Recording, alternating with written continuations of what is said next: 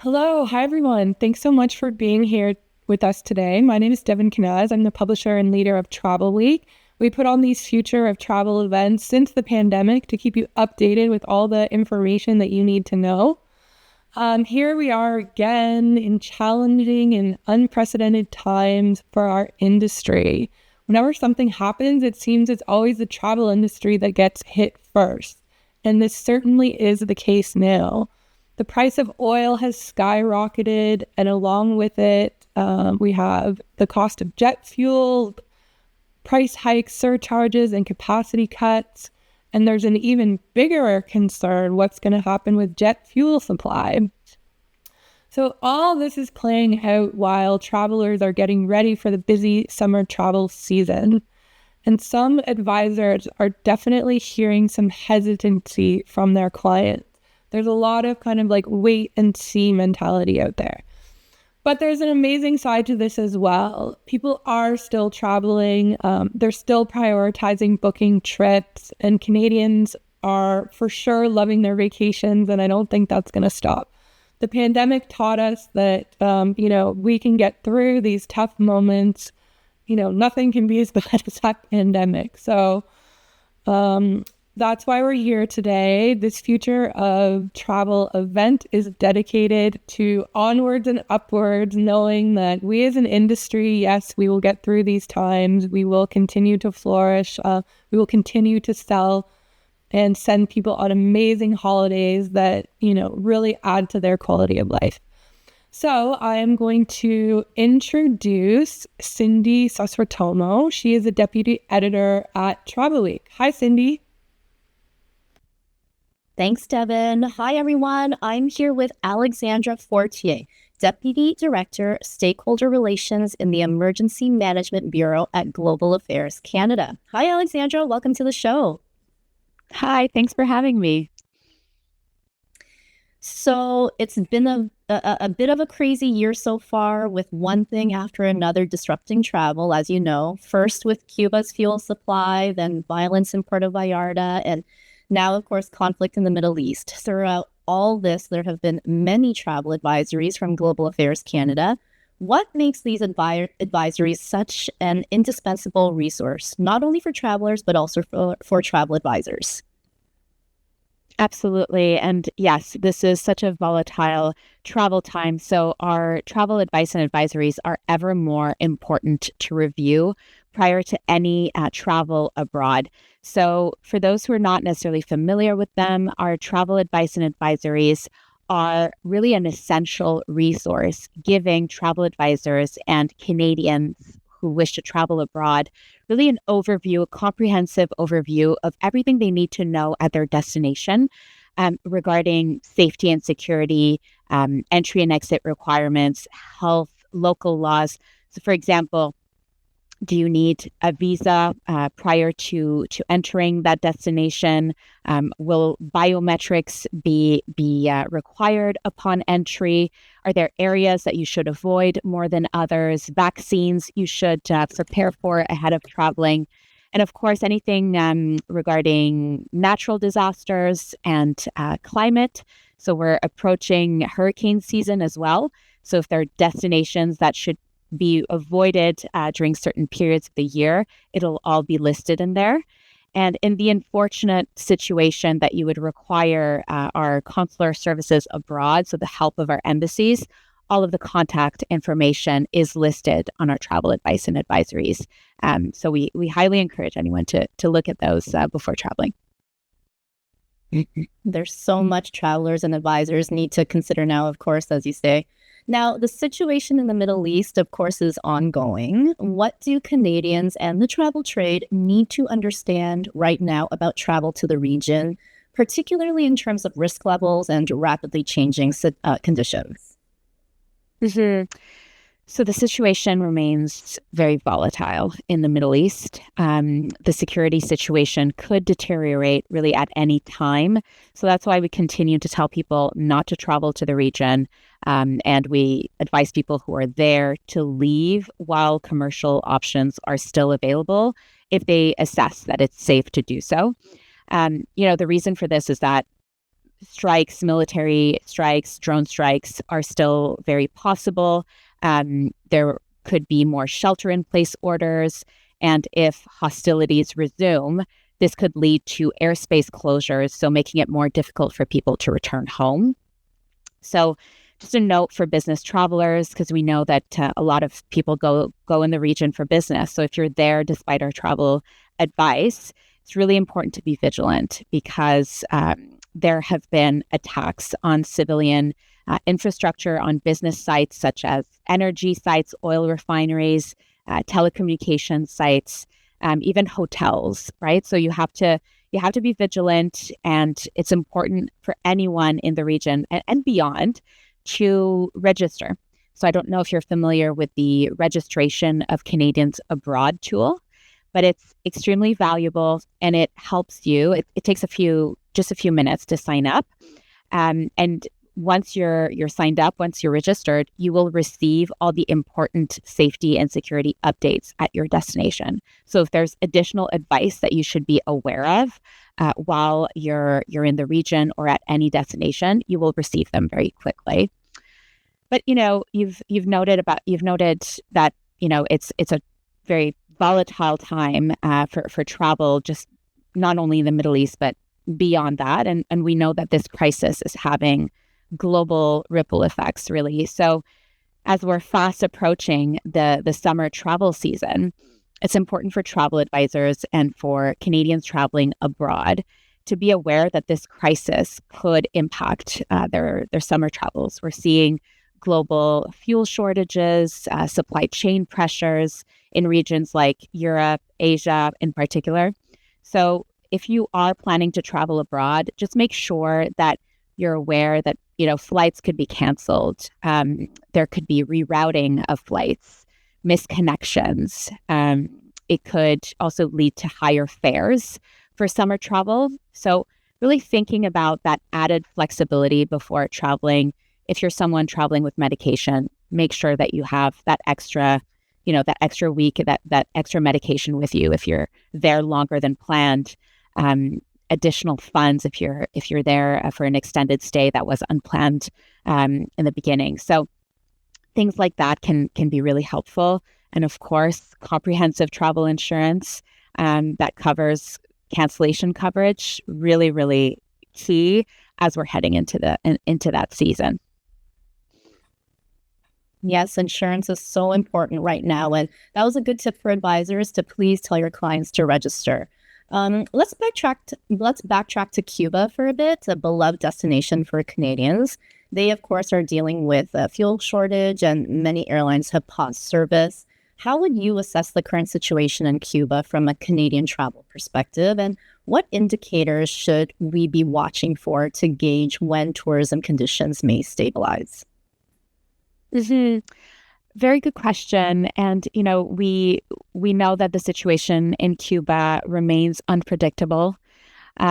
We continue to see fuel shortages, shortages of electricity and basic essentials, which are really causing disruptions across Cuba on, the transportation front, regarding basic services and even resort operations.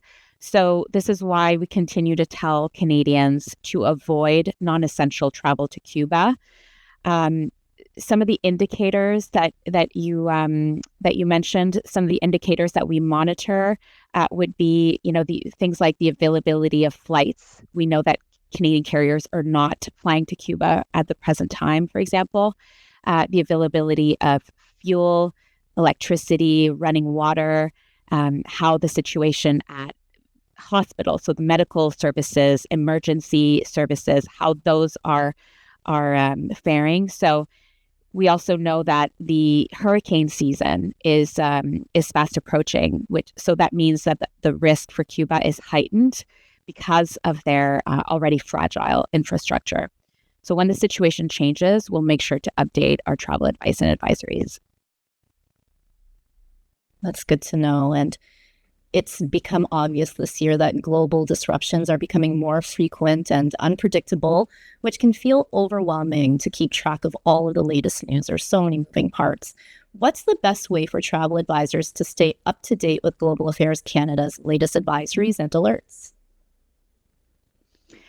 I would advise travel advisors to look at our social media feeds. So the Facebook and X platforms are really key. We regularly post updates whenever changes have been made to our travel advice and advisories, and to pair that with our daily emails. So if you're not familiar with the subscription service for anyone, not just travel advisors, but you can head over to travel.gc.ca/subscribe and sign up for our daily email, which will send you all of the updates that have been made to the travel advice and advisories in the last 24 hours. So really a neat tool to stay in the know.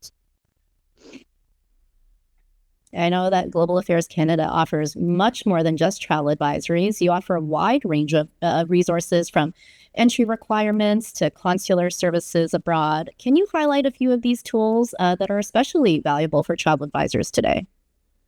I would tell travel advisors, if they have 40 to 45 minutes to spare, to go take the Safe Travel Planner training tool.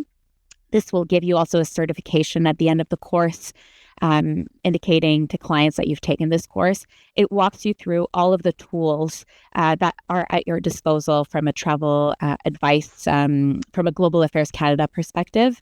So walking you through the safe travel journey, the registration of Canadians abroad tool, anything that you need to know to really guide your clients through their safe travel journey. So that is a really helpful tool and training that travel advisors can take.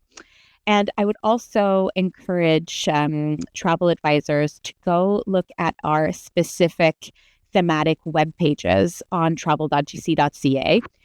So if you have clients that have specific interests and needs, you have really that guidance for these specific groups. So for example, women traveling alone, families traveling with children. It could be older travelers. So really a wide range of advice for these specific groups. So this is, I think, a really helpful tool as well. And then there's a page called What to Do When Things Go Wrong While Abroad. So this really gives you the steps to take. For example, if a client loses a passport, information about arrest and detention. So really helpful page with all the steps and consular services available in those situations. And then finally, we also offer specialized webinars for travel advisors to address your questions, but also to walk you through our different tools. So I can share with you the address, the email address, if you're interested, or if any of your readers are interested in participating in those seminars.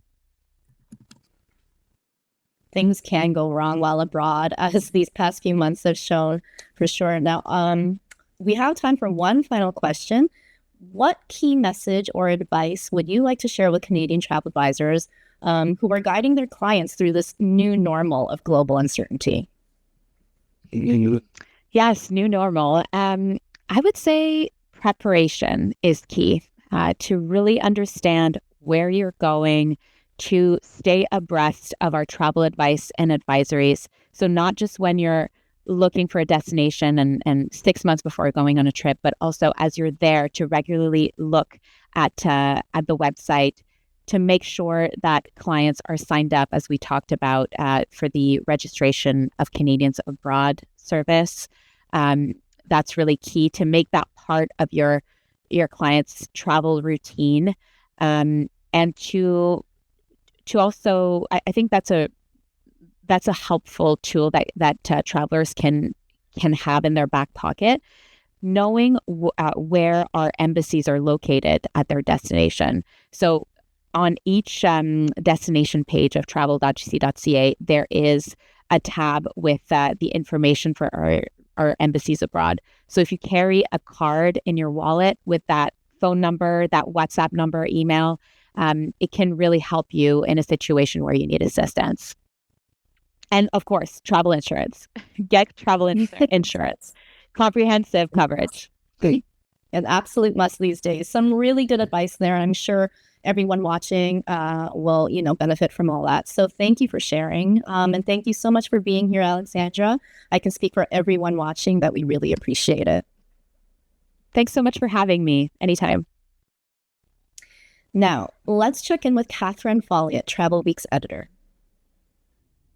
Thanks, Cindy. Hi, everyone. I'm here with Stephen Goulding, who is Country Manager Canada for Virgin Atlantic. Welcome, Stephen.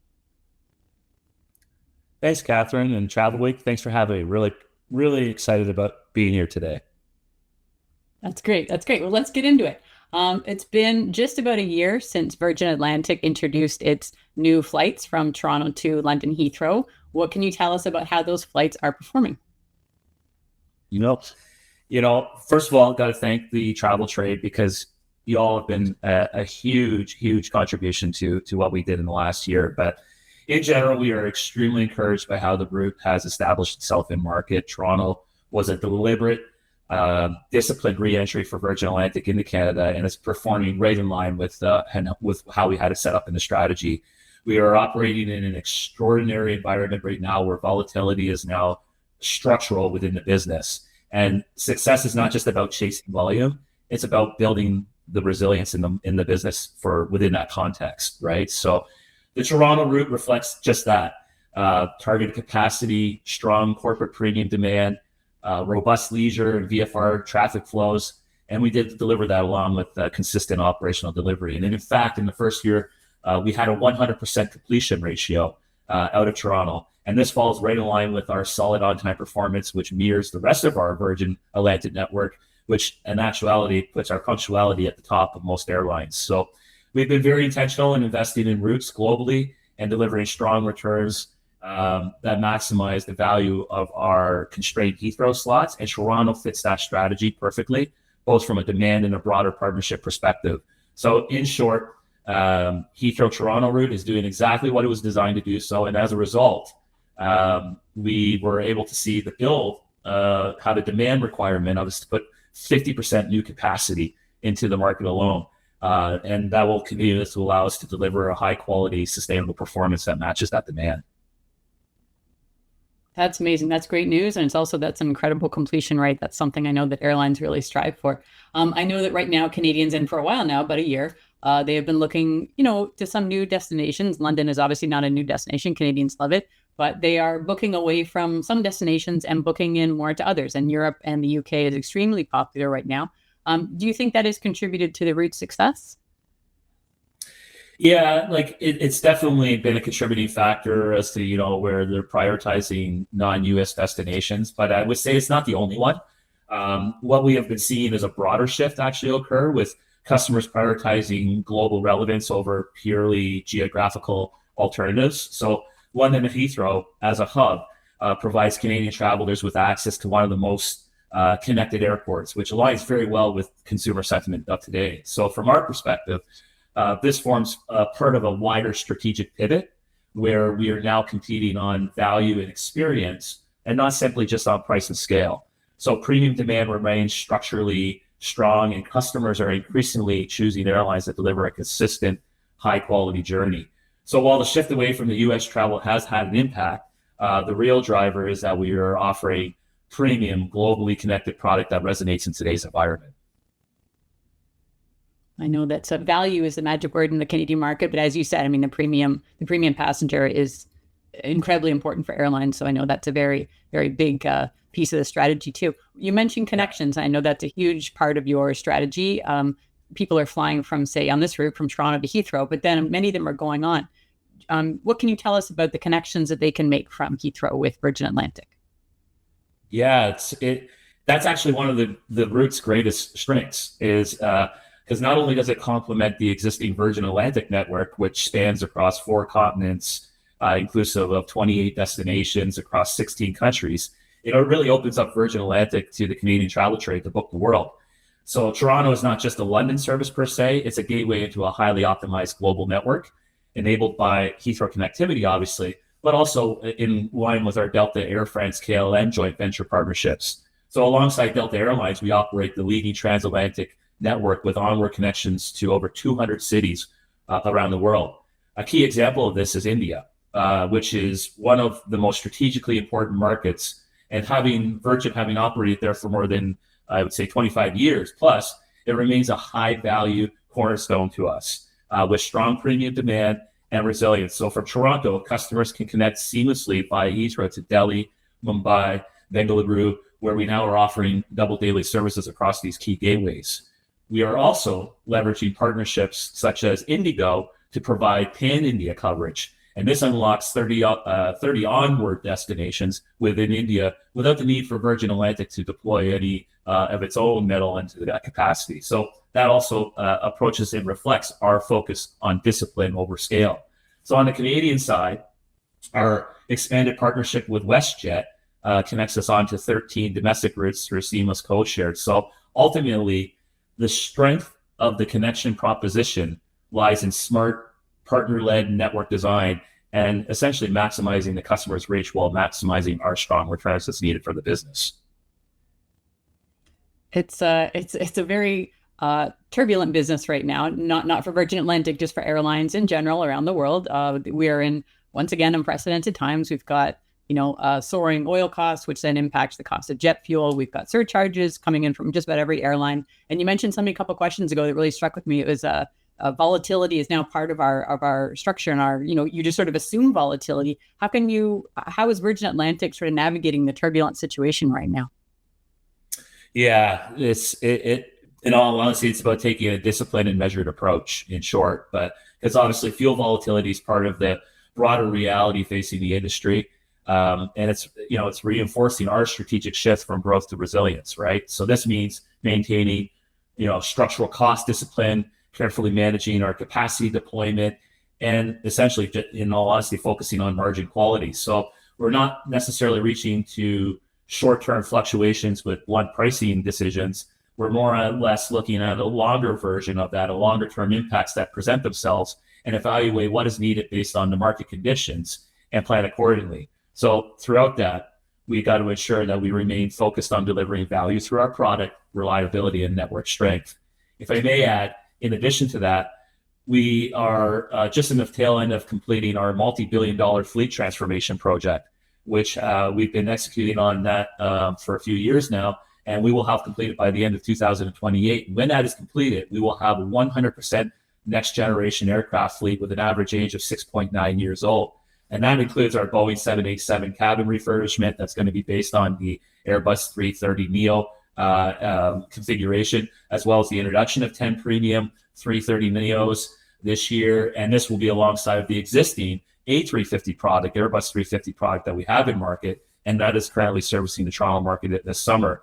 All of that will avail us one of the youngest and most fuel-efficient fleets in the air at that time. So these investments help reduce costs while improving consistency and environmental performance. So overall, we're managing costs carefully while staying focused on long-term value rather than short-term reactions. That sounds like the best possible way that you can deal with a very unpredictable situation. So thank you for that. I'll ask about WestJet. You mentioned it a bit earlier. Virgin Atlantic expanded its codeshare partnership with WestJet last year. And I know they are a big part of your strategy here in Canada. What can you tell us any more about that? And will it be any more partnership expanding with WestJet down the line? Yeah, so the partnership with WestJet has already proven to be incredibly valuable. And it is a strong example of how we're leveraging partnerships strategically. For that, we're extremely grateful to our friends and partners at WestJet, but also the agency community as a whole for embracing the codeshare model in which we've put in place here in Canada and continue to support that. It's critical to the success of that relationship. So we've expanded that to the connectivity of that program to onward destinations such as Maldives, Johannesburg, Cape Town, just to note a few. And this is also in addition to the newly introduced reciprocal loyalty benefits that we just announced, where Virgin Flying Club members and WestJet Rewards members can now earn and redeem points seamlessly across both networks. If I take that one step back, if you will, more broadly through our joint venture with Delta, Air France, and KLM, we've delivered partnership-driven growth with lower risk and stronger returns to the business, which in turn benefits the customer and our intermediaries. So this approach enables us to coordinate scheduling, pricing, and network planning in the most effective way that is customer focused. So that all said, the trade in Canada currently today works very closely with the Delta Airlines sellers from coast to coast. And that is an exceptional support team to the trade. And what they also do is they represent Virgin Atlantic in market as part of the JV. So in short, contact your Delta people in order to be able to learn more about Virgin Atlantic and sell it with confidence. So while we will not speculate, I guess to say we won't speculate any further on future announcements with WestJet or any other partners for that matter, but what we can say is that where collaboration enhances the customer journey and delivers strong commercial results, it's definitely something we will always continue to pursue. Okay, well, I appreciate it. No airline can give up their secrets, so thanks for sharing that. We have just less than a minute left, so unfortunately, this last question has to be a little quick on the response, but it is the most important one, of course, because it's about travel advisors. What message do you have for Canadian travel advisors right now? Well, it's, they're a huge part of the success story and absolutely critical to what we do. So first of all, thank you, and I'll end with that. Thank you too. But in short, the route has been built to not just for customers, but for the travel trade. So travel advisors play a key role in communicating how Heathrow connectivity and onward packaging and driving the awareness of our premium cabins, products, and of course, the exceptional servicing of our Virgin Atlantic staff from booking to arrival. But it's also, we want to be able to communicate that we are doing and supporting our trade as much as possible. And some of those initiatives come with our strong focus on modern retailing and partner enablement. So we are evolving from traditional airline into a modern retailer. And that essentially moves us from fixed products to a more tailored and intelligent journey. So this will directly benefit the travel advisor through providing higher value bookings, improved conversion opportunities, and some of that effort that we've already put in place comes as a result of the Virgin Atlantic integration of AI into the business. We just released a brand new app that also has an AI-powered concierge service and travel companion within. We'll be rolling out NDC into the market bill as some capabilities for the Canada market. And these are just a few items that really fall in line with our overall CX, customer experience deployment strategies. So in addition to that, I just would like to be remiss if I didn't mention some of the key tangible product enhancements in which we've introduced this year, and some of which are worth noting are the increase in number of our upper class retreat suites that deliver more personal space and amenities within our upper class cabin, and furthermore configuring to nearly a 35% increase across their premium and upper class cabin capacity. So we are the first UK carrier that's also announced that we will provide free Wi-Fi via Starlink. And this gate-to-gate connectivity rollout is now underway, and it's starting with the A350 fleet that's in place. So stepping outside of that aircraft, we encourage the use of all of our upper class experiences, including the upper class wing,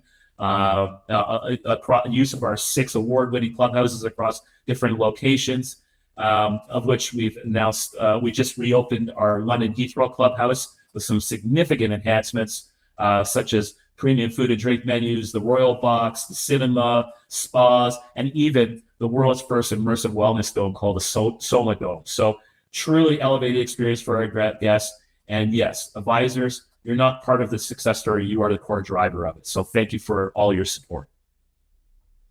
I think that is a perfect way to end our chat. A core driver. I know our agent listeners will love that. Thank you so much for joining us today, Stephen. Thank you, Catherine. Thank you. Okay, and now we've got some inspirational videos.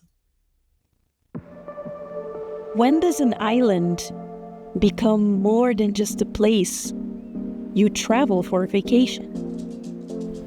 It's when that wondrous little gem in the Caribbean Sea transports you, moves you, embraces you, inspires you, stays with you.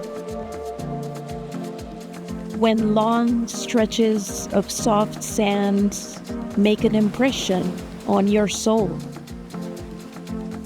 When you savor every moment, every experience, every flavor.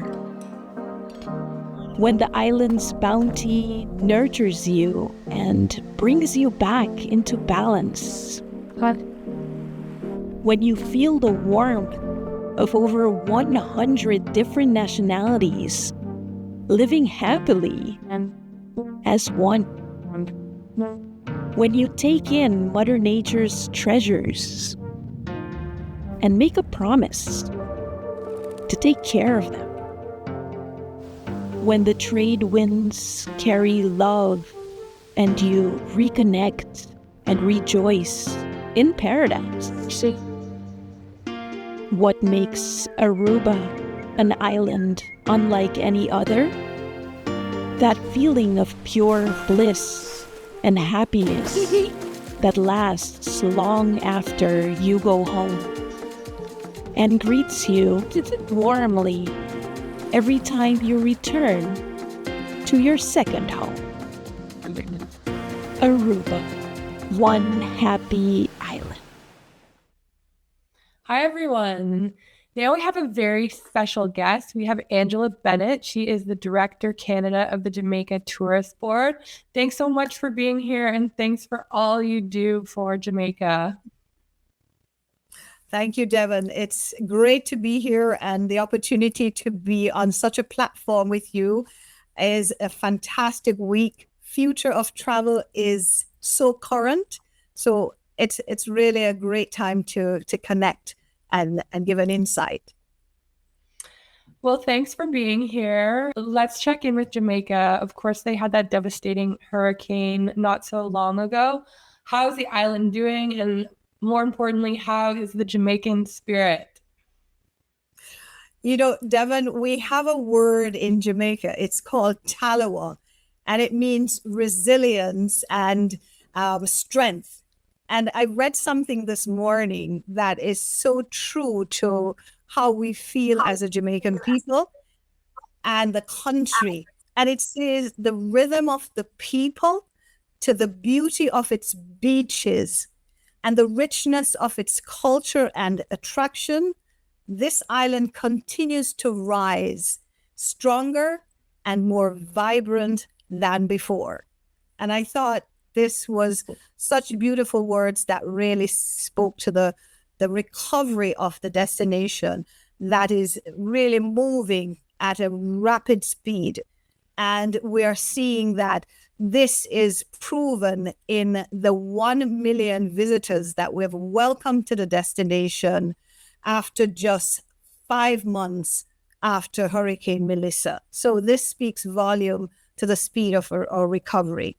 Of course, the main parts of Jamaica, from the North Coast section all the way from Falmouth, Montego Bay, Ocho Rios, we are seeing that hotels remain open, are back in business, and are welcoming guests across the island. And, you know, we have approximately 80% of our hotel inventory that is open as of today. And again, this is across the resort areas, and they're open, they're renewed, they're refreshed, and really delivering on great service to the destination. The rebuilding efforts for the south coast of the destination is one that we're focusing on now, because that area has the smaller hotel inventory that is part of the long-term recovery. And so we are focusing on giving that area a little bit of boost and confidence as they come back to opening their doors to welcome guests. We have our airports that are open. All 3 major airports are open and are receiving guests from Montego Bay to Kingston to Ocho Rios. And we see flights across North America and other key hubs flying back into Jamaica and making, an impact on the recovery of the destination as we continue this progress. Okay, thanks. That's a lot of information.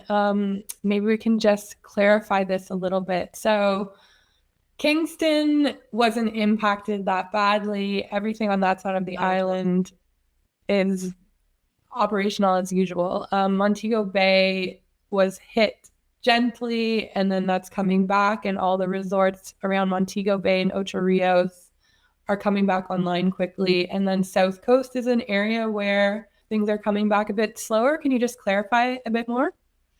Certainly. So the South Coast was the area that was the heaviest hit, and it's low-lining. There are small boutique hotels in this area, villas, private villas. Jake's, one of the famous resorts in this area, is open for business, and along with it, quite a few private villas in this area. So they are open. They're open for business. People can vacation in this area now, but that was the longest area to recover and to come back to the fold of offering accommodation. So we still have a property, Sandals South Coast, that remains closed and will be opening later this year. But at least the smaller boutique hotels, the small private villas in these areas remain open and welcome visitors to come back again to visit this area. Okay, great. So I'll just reiterate to travel agents. Jamaica is open for business. They have lots of beautiful hotels, lots of beaches, lots of activities. You are welcome to send your clients down now. And in fact, please do, because it does help them with the recovery and the reconstruction and, all the knock-on effects to the rest of the economy through tourism. So can you maybe let us know what JTB or the government has been doing to support some of the smaller operators?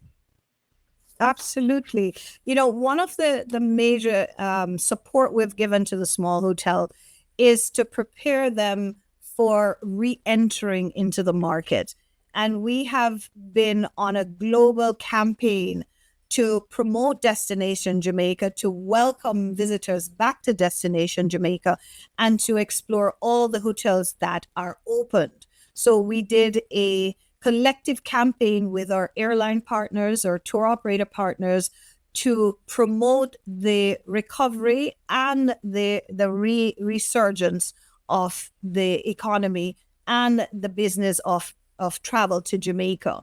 So the small hotels are getting a boost with specific campaigns that are focused on speaking to the areas where they're located, whether they're in Negril, whether they're in Port Antonio. Port Antonio remains beautiful.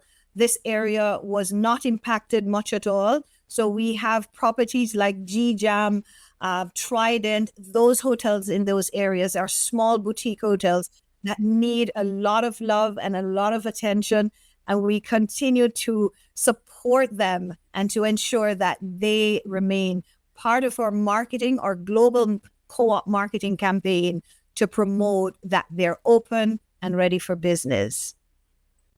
You mentioned briefly about the lift and that the airlines have been flying into Jamaica, even since the hurricane. Did Air Canada or WestJet or any of the Canadian operators reduce their capacity to the island, or can travelers expect to go online and find lots of flights available? I tell you, we have been working very closely with our airline partners, and I can share with you that this coming winter, we are projecting almost an 11% increase in capacity and connectivity to Jamaica. All our leisure carriers, Air Canada, Sunwing WestJet, we have Transat, all the airlines, Flair Airlines, Caribbean Airlines, they're all flying to Jamaica, primarily to our main airport, MBJ Airport, Montego Bay, and also into Kingston. So we have all the airlines from Canada all the flights have been reinstated to travel to Jamaica. And we're excited to even have new partners that will be coming and we'll be able to announce this in the coming weeks that will debut in Jamaica. So airlift, we have increased from over 359,000 seats for winter this year to almost 400,000 seats will be added to Jamaica for the next winter to match the inventory, the hotel inventory that will be coming on stream. Wow, congratulations. That is no doubt to very hard work at the JTB. Moving on to the messaging in Canada, how are you projecting to Canadian travelers that Jamaica is safe, that it's open, and, you know, the memories of the hurricane are just quickly being forgotten? Absolutely. You know, it's when you look at 1 million visitors only after 5-6 months after a hurricane, it speaks confidence. It speaks volume in the confidence of the traveler. And as Canadian being one of our second largest source market to Jamaica, we tell the message of the recovery of the destination and the rapid speed in which we were able to get the island back and ready to welcome travelers to Jamaica. This is supported by the strong message of solidarity to this destination. And we say to Canadians, we're open for business. Jamaica remains even more beautiful. The beaches, the mountains, the rivers remain absolutely even more enriched with green, lush foliage, and our beaches even look more calm and beautiful to welcome our Canadian travelers. And so this is the confidence, and this is helped by every single traveler coming back to Jamaica. Coming back to Jamaica means more than just having a beautiful vacation. It means restoring lives, rebuilding homes and families, to be able to go back to work. And this is a great feeling for the industry and for the people of Jamaica, who continues to welcome with heart all the visitors that come in for a wonderful time. This is something that agents can remind their clients, like going to Jamaica right now is helping with the rebuild. It's so important. Speaking of the agents, do you mind commenting, are there any incentives, recovery campaigns, commission-driven programs that the agents might want to know about? Absolutely. You know, on a global scale, we work very closely with our airline tour operator partners on marketing, co-op marketing campaigns. These are funded and supported by the Jamaica Tourist Board to help spread the message, come back to Jamaica because we are open. For our travel community, the tour operators are incentivizing the agents, and we always, whether there's a hurricane or not, the Jamaica Tourist Board always, right now we have an incentive for the agents. It's dinner and a movie. And so every time you make a booking to Jamaica, you have the opportunity of winning an evening with the compliments of the Jamaica Tourist Board to go out for dinner and a movie. So this is part of always our summer initiatives, that we always do something extra special for the agents. It's the one love of Jamaica. Yes, there's a lot of people working together to help Jamaica at the moment. So thank you so much, Angela. I know you do a lot for the island. So on behalf of the Canadian agents, thank you so much, and always sending so much love to Jamaica. Thank you, Divin. It's my pleasure. And of course, I welcome you back to Jamaica anytime. And, you know, we will continue to promote the destination, the love of the people of Jamaica. And as we continue to see more and more hotels open, we should see at the end of this year, almost 100% of the hotel inventory back open and ready to welcome the world to Jamaica. So more is coming, refresh inventory is coming, because everybody is freshening up, getting more competitive, and will be ready to welcome the 100% the inventory of Jamaica to meet the increased airlift that we have coming to the destination this winter. There you go, everybody. Party in Jamaica this winter. Thank you so much, Angela. And now we are going to see a video. Here I am.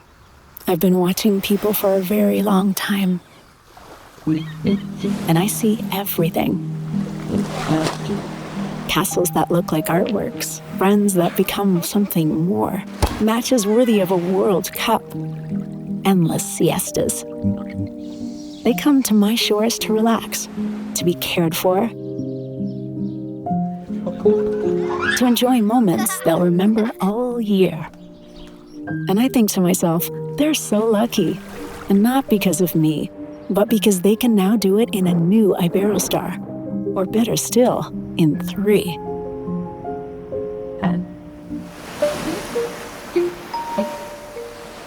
These are Iberostar waves for families that never stop and couples looking for the sun. Qué gusto. A place full of life, energy, and above all, fun.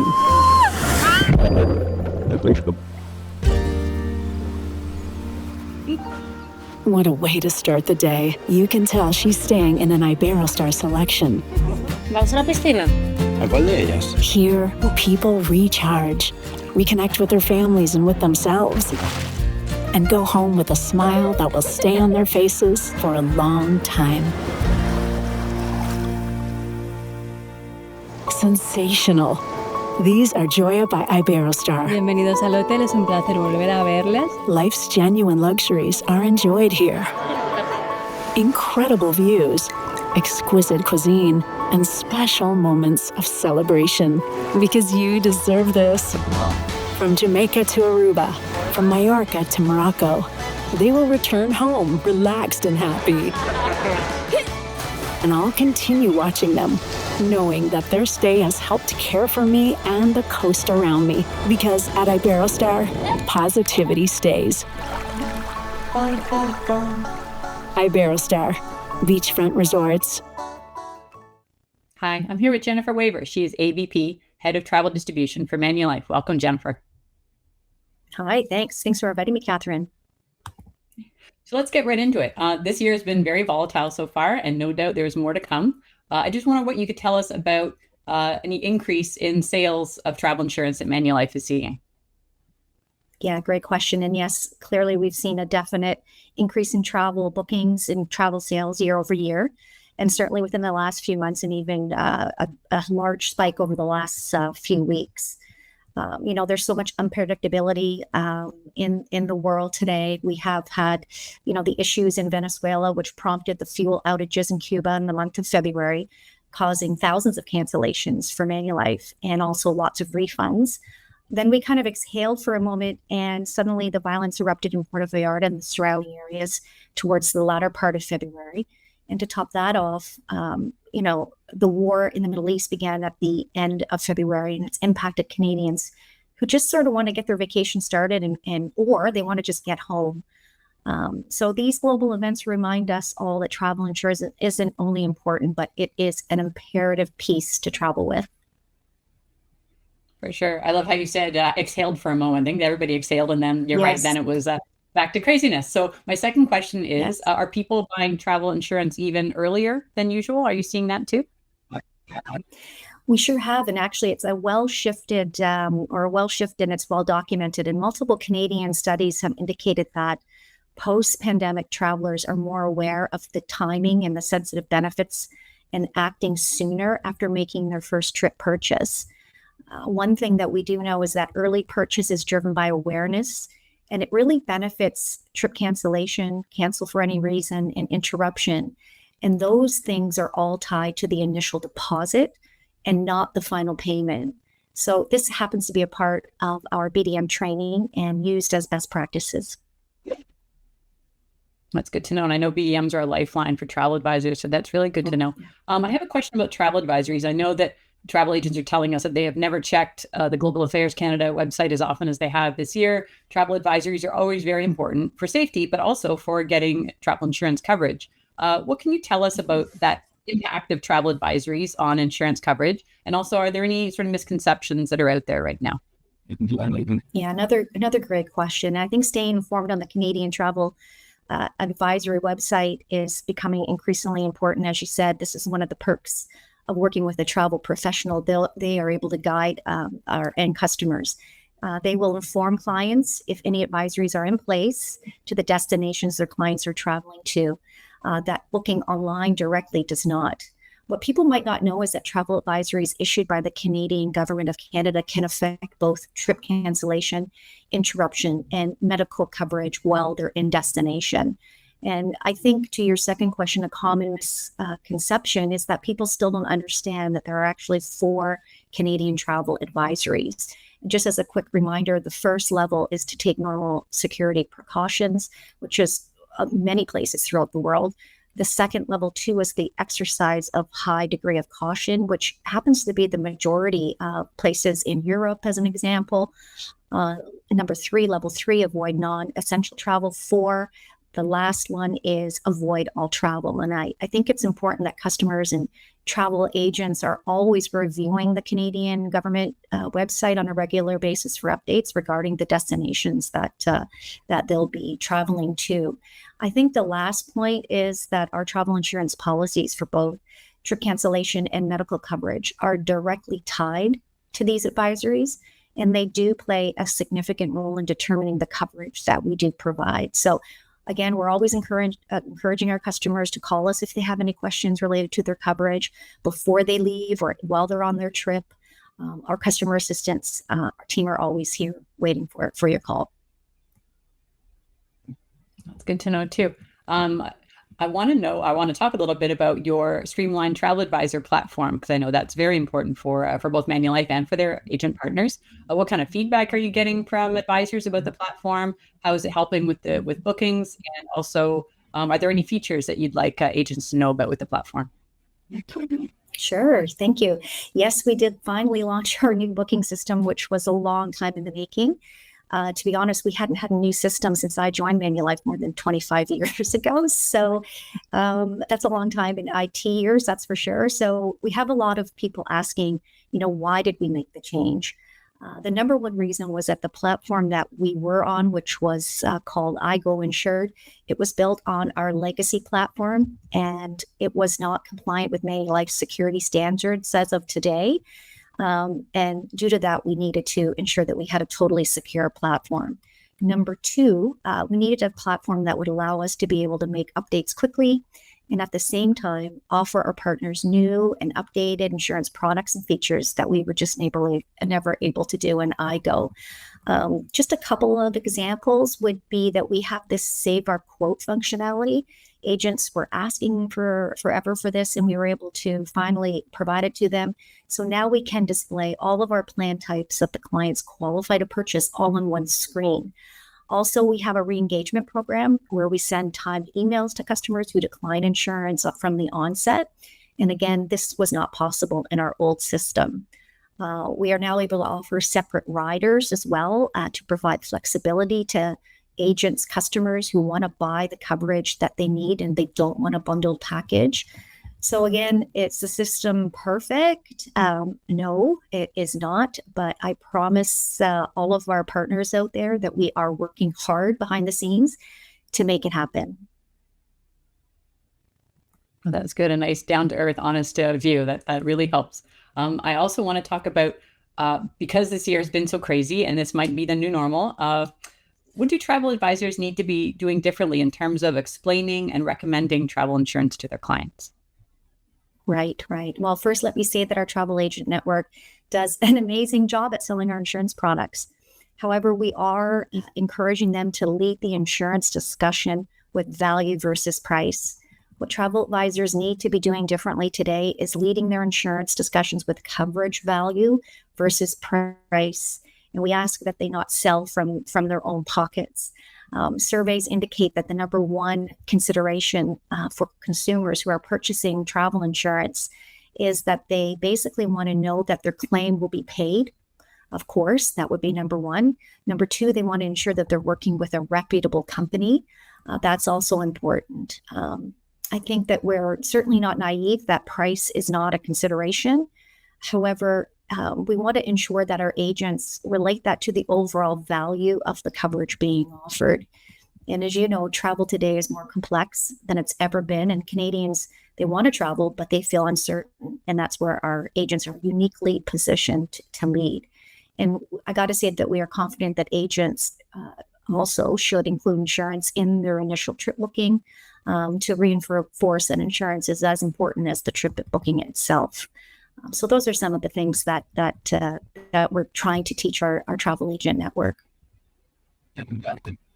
That's really good to hear. I know that travel agents have always been on board with travel insurance, partly because of the great commissions that it offers. And now I'm sure they're very happy that their clients are on board too. We've got about 1.5 minutes left. I just want to find out, just, bottom line, how has travel insurance gone from a, nice to have, and now it's a must have? Well, I would say travel insurance, Catherine, has always been a must-have, but clearly the consumers are understanding that it's an absolute must-have. It's no longer an option. And given that we're seeing global geopolitical uncertainty, weather-related disruptions, strikes, rising medical costs, travel disruptions, and the list goes on, these situations are no longer hypothetical. They are inevitable. So for Canadian travels, out-of-country medical coverage is critical with the trips, because now, of course, they're more expensive than ever before, and their financial exposure is significant. What has changed, I think, is the awareness. Travelers are asking more questions, and they're looking to their travel advisor for guidance. So insurance is no longer about fear. They're no longer selling based on fear. It's about confidence and responsible travel planning.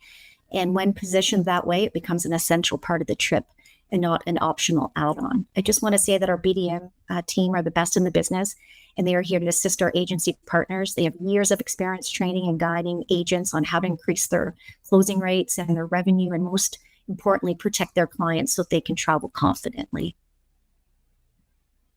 Jennifer, you really summed up some really high-level stuff in a very understandable way, and a very friendly way, of course. Thank you so much for joining us today.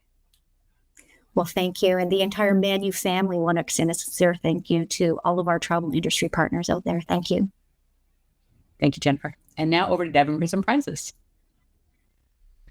That was a great interview with Jennifer at Manulife. Agents, I'm sure you know how important travel insurance is, especially these days. So now we're going to get to some fun stuff. We're going to give away some prizes, and we have lots of prizes to give away today. So please make sure you stay until the end, and then we're going to draw the grand prize. Okay, first prize up for grabs is the Ultimate sound system, and that is going to Jean Haddon at Expedia Cruise Ship Center. It's yay, Jean. Next, we have a $100 Amazon gift card, and that is going to Joyce Myrick at a very unique agency name called Girlfriend of Grace. So, yay, Joyce.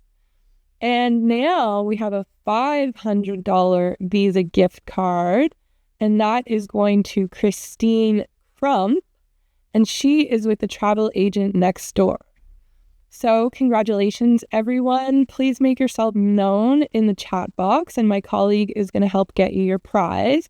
And up next, we have a message from Virgin Voyages. Thank you. Hello, Travel Week. It's so good to be here with you. My name is Sean Russell, Director of Sales here in Canada for Virgin Voyages. I wanted to start off really with a pulse check. In one word, how is Virgin Voyages doing? And I guess I'm going to say two words: record-breaking. We just closed off our strongest wave season ever, thanks to you. We're seeing great growth in our Alaska sailings, brand new for us in 2026, and so many more milestones. We've also moved past being that new kid on the block. People are now coming back to us in groves. And more importantly, they're bringing their family and their friends. And that's thanks to you, our agent partners. This glow is real, and it's really about all that hard work you've done sharing the Virgin Voyages difference. So really, what are we proud about offering now? Well, we've got sailings now all through towards winter 2028, and we've unlocked some really cool new routes around there. With the arrival of our 4-ship Brilliant Lady, we are now officially a 4-ship fleet. And now that means we can go to all these really great places. We're doubling down on the West Coast with our brilliant lady home porting in Los Angeles, going down to the Mexican Riviera. We're offering some rare bucket list itineraries through the Panama Canal. We're taking over the Southern Caribbean with our Scarlet Lady, sailing out of San Juan at that time. And of course, we're maintaining the heart of our fleet in Miami with the Valiant Lady and Resilient Lady. Plus, I want you to mark down February 16, 2027. It's our Sister at Seas event, the first time all 4 lady ships will meet in the Caribbean. It's a chance to be part of maritime history with Sir Richard Branson, and it's a voyage you want to be marketing and securing today. So what do you need to sell? Well, you don't need to be necessarily a cruise expert to sell Virgin Voyages. You need to be a value expert. You want to remind your clients about that our always included luxury. When they see our price, it includes over $1,000 of value. Think about it from all 20 dining opportunities included in the price point. The Wi-Fi, essential beverages, group fitness, and of course the world-class entertainment with no nickel and diming. But what is that big selling point right now? It's that idea around the golden window of availability. Now that we have sailings up till the winter of 2028 now available for you to sell, your sailors can pick that exact sea terrace or that sought-after Rockstar suite at the best price possible. You always want to be selling the future, because the best cabins for these Panama Canal sailings or these Mexican Riviera sailings or these amazing sailings out of Greece will not wait for those last-minute planners.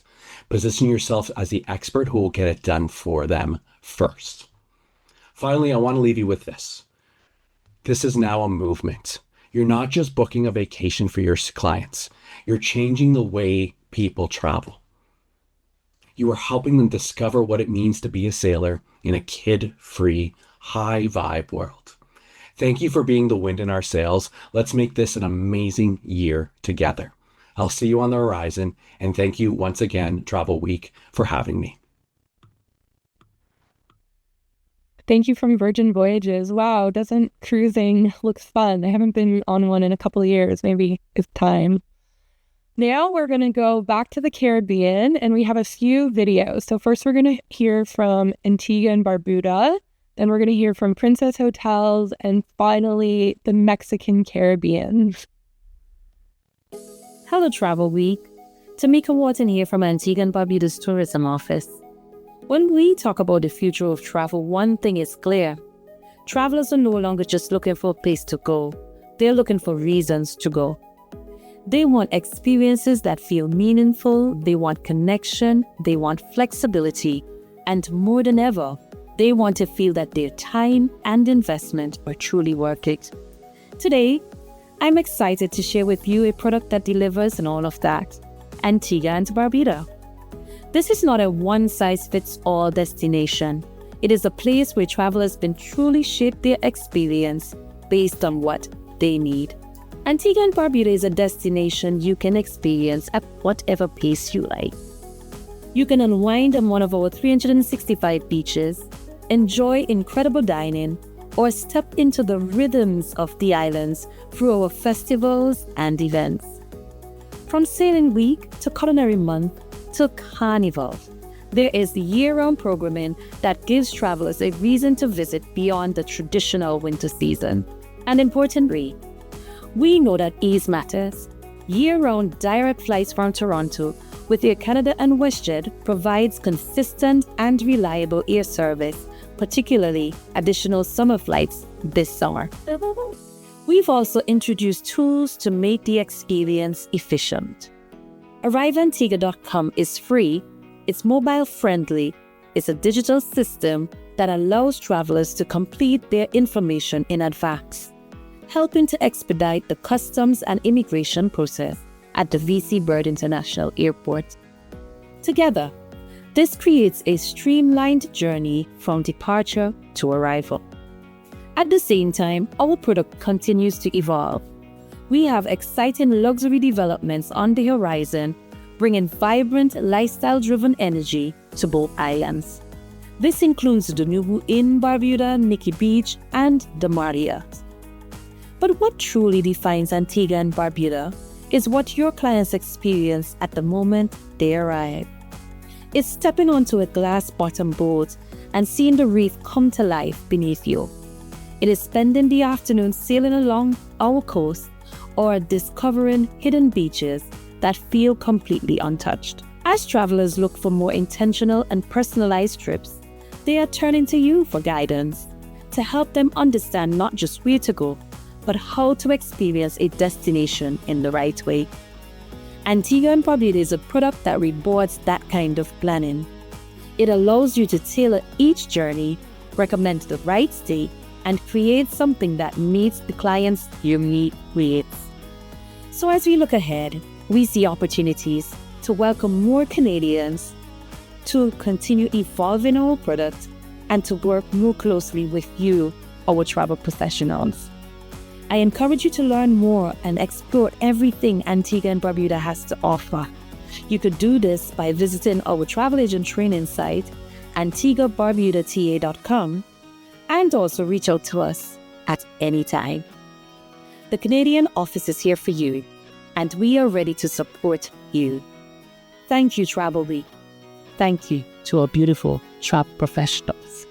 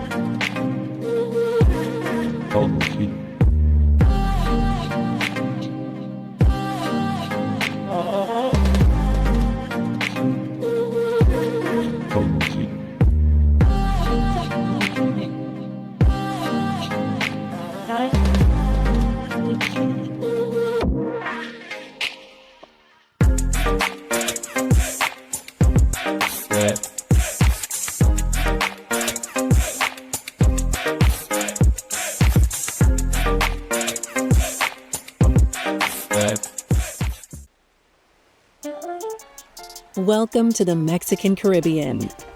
This isn't a place you just visit. It's a place you come to vacation, and no one on the planet does it better. For every taste, for every occasion, for every kind of traveler. This is where every idea of vacation comes to life all year round across our 12 paradises. Start big with a spectacular match, a cosmopolitan city and the world's most famous beach, Cancun. Switch to pampering mode and indulge in the luxury and world-class hospitality of the new exclusive shores of Costa Mujeres. Feel the adrenaline and explore incredible underwater worlds in the bucket list favorite town of Puerto Morelos. Go offline or celebrate life where the fun never stops and the vibe is purely Mexican, Playa del Carmen. Restore your soul and discover beauty in every dimension on the world-famous boho chic paradise of Tulum. Explore untouched beauty and reconnect with the essential through the living, ancient world of Mayacan. Slow down and uncover real treasures and untamed nature in the laid-back fishing town of Mahahual. Discover and learn with ancient Mayan wisdom in the historic capital of Chetumal. Unplug and awake among endless shades of blue and restorative places at the unique 7-colored lagoon of Bacalar. And to boost your vacation, discover our 3 island paradises. Escape into shimmering waters and a sea full of life in the magical town of Isla Mujeres. Recharge with a laid-back day of diving or sailing on one of the most vibrant and iconic places, Isla Cozumel. Unwind among sunsets, wildlife, and bohemian hideaways on the dreamy beaches of Isla Holbox. At the Mexican Caribbean, you'll be welcomed with a smile, guided to the best catch of the day, served the perfect drink, and surprised by stunning infinity pools and dreamy rooms, because we exist to help the world relax, reconnect, and celebrate life. That's what makes us the vacation capital of the world.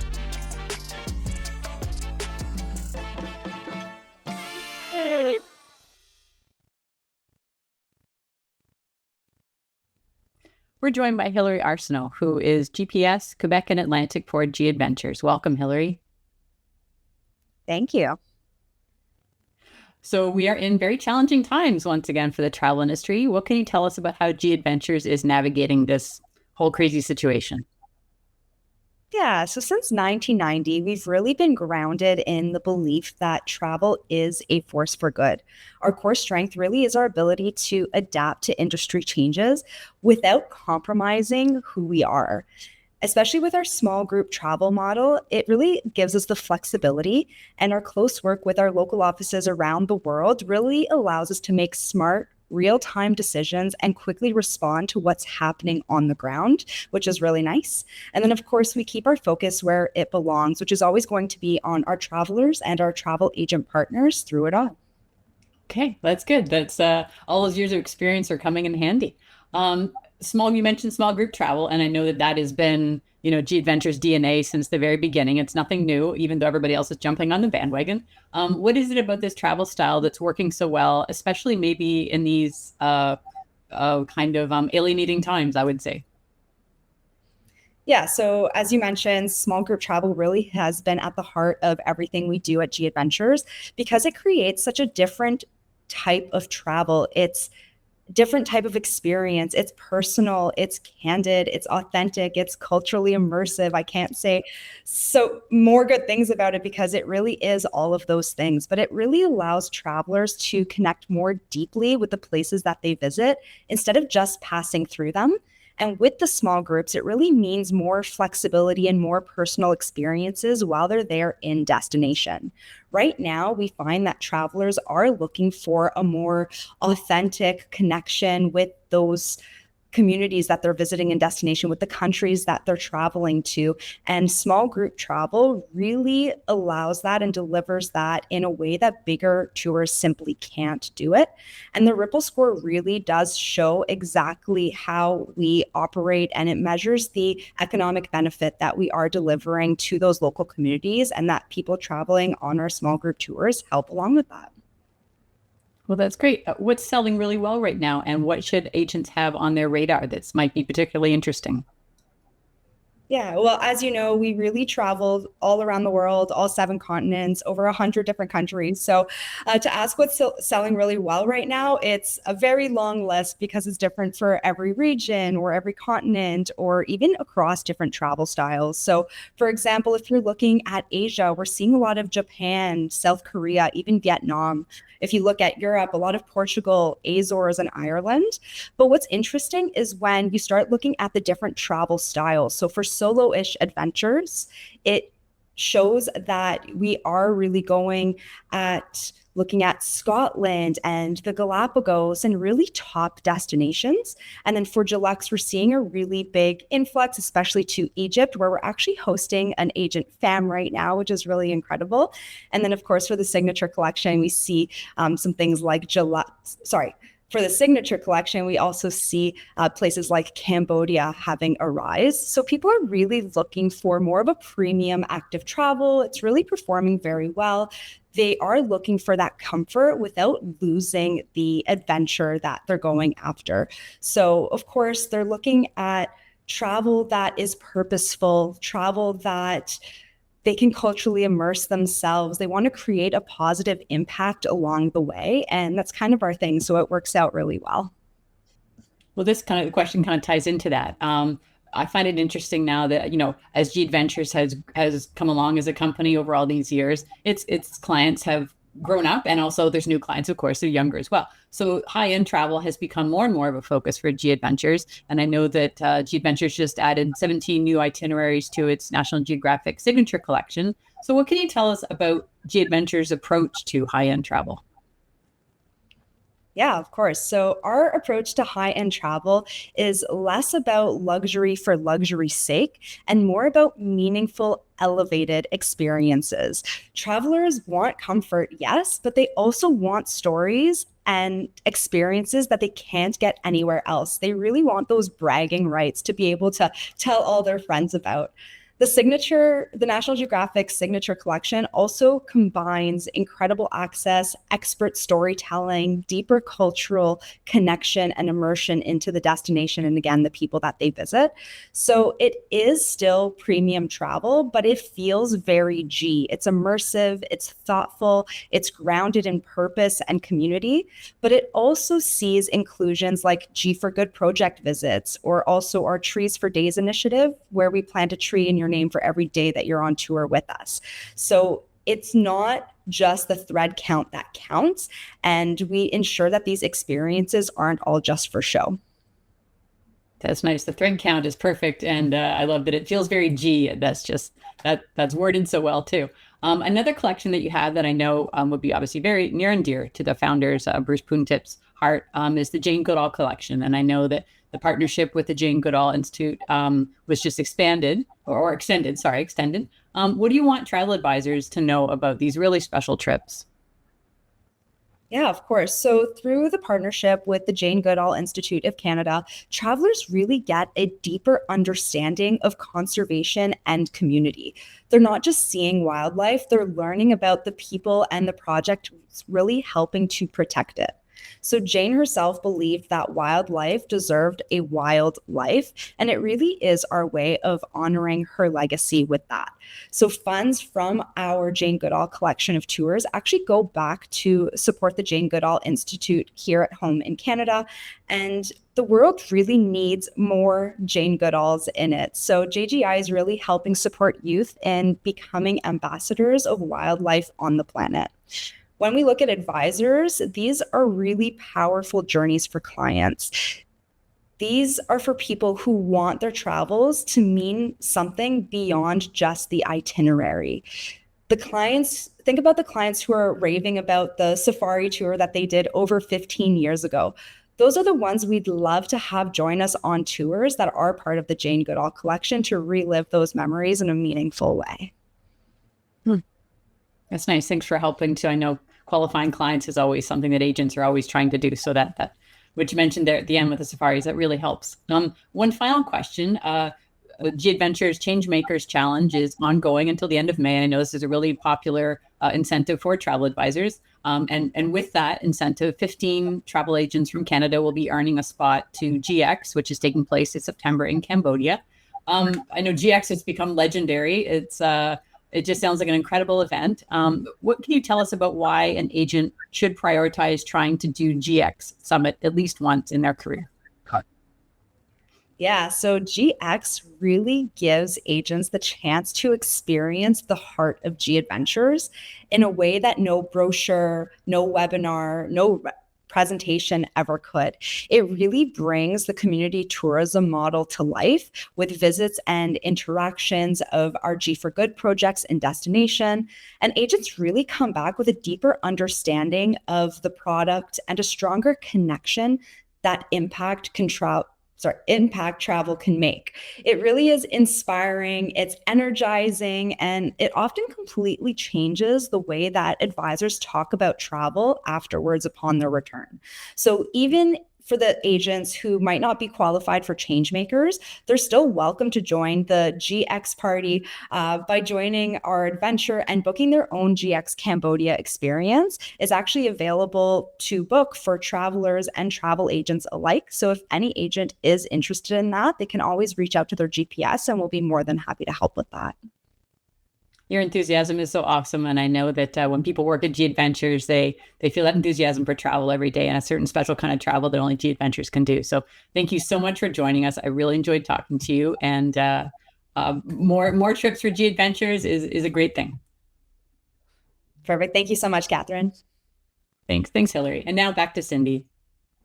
Hello again. I'm here now with Peter Ouzounov, Senior Director of Sales at Riverside Luxury Cruises. Hi, Peter. It's great having you on the show.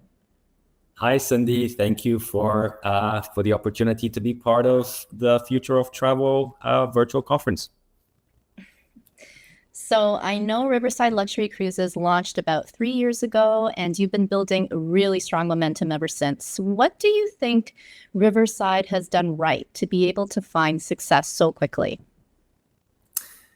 Well, I think there have been a couple of things we did very intentionally and from the very beginning that we're seeing the rewards from.